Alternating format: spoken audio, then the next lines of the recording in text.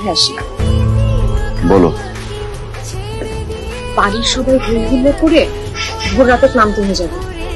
আমাদের বাড়ির পিছনে একটা গলি আছে, তুমি একদম আজানের আগে সেখানে দাঁড়িয়ে থাকবে, আমি চলে আসবো। পালিয়ে যাবো?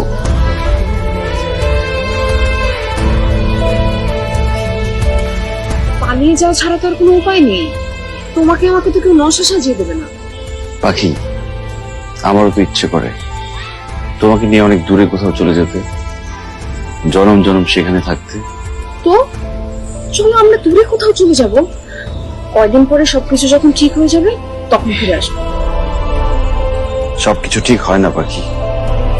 ঠিক না হলেও আমার কিচ্ছু লাগবে না, আমার এসব কোনো কিছুর দরকার নেই, কাউকে দরকার নেই, আমি শুধু তোমাকে চাই পড়ার।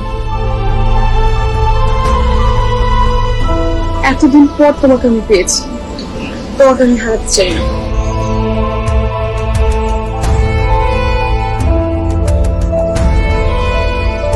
চাইলেই তো সবকিছু হয় না, এই জগতের সবকিছুর বিনিময় হলেও আমি তোমাকে চাই।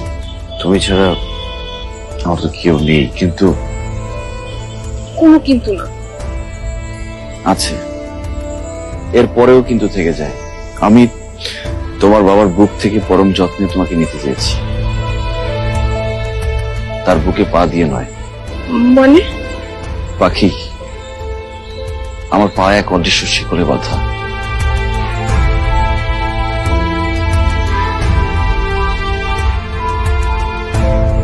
সেই শিকল ভাঙার ক্ষমতা আমার নেই। তুমি আমার হৃদয়ে আছো, ভাগ্যে নেই। তুমি আমাকে মৃতের কাতারে রেখে দিও।